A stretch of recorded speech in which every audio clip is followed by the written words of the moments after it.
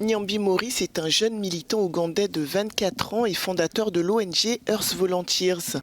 Quand il a appris que la COP27 se déroulerait en Égypte, il a décidé de s'y rendre pour faire entendre sa voix, mais à son arrivée dans le pays, le jeune homme a vite déchanté. J'étais content lorsqu'ils ont annoncé que la COP se tiendrait en Afrique et je pensais que nous aurions peut-être la chance d'être dans la salle où se déroulent les négociations. Mais je n'ai pas été autorisé à accéder à cette salle. Alors je me suis demandé pourquoi nous étions ici. Est-ce qu'on est là pour flâner ou est-ce qu'on est là pour négocier? Ce qui m'inquiète, c'est que malgré le fait que la COP se déroule en Afrique, nous n'avons pas eu la possibilité de nous exprimer. Et pourtant, c'est le premier jour. Ce qui inquiète aussi Nyambi Maurice, c'est l'interrogatoire qu'il a subi à son arrivée à l'aéroport. Il a en tête l'arrestation d'un militant indien il y a quelques jours.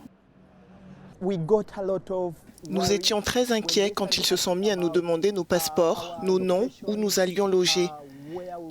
Nous étions inquiets de ne pas pouvoir organiser une marche et faire quelque chose parce qu'ils pourraient nous suivre. Et s'ils suivaient l'un d'entre nous pour l'arrêter? Récemment, ils ont arrêté un militant indien.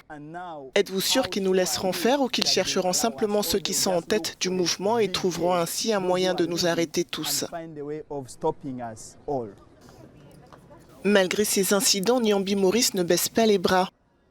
Il garde espoir qu'avec d'autres militants, il pourra trouver un moyen de réclamer les 100 milliards de dollars par an promis en 2009 et jamais donnés par les pays développés aux pays du Sud pour réduire leurs émissions de CO2.